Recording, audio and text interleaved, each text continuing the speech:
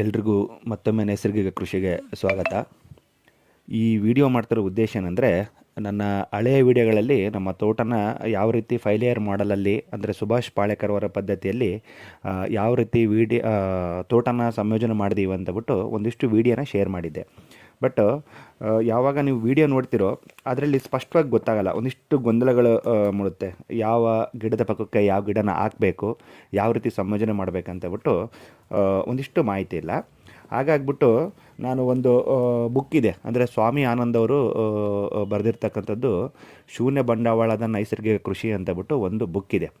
ಈ ಬುಕ್ಕಲ್ಲಿ ಸುಭಾಷ್ ಪಾಳೇಕರ್ ಅವರು ಯಾವ ರೀತಿ ಗಿಡಗಳನ್ನ ಸಂಯೋಜನೆ ಮಾಡಬೇಕು ಅಂತಬಿಟ್ಟು ಒಂದು ಸ್ಕೆಚ್ ಹಾಕಿದ್ದಾರೆ.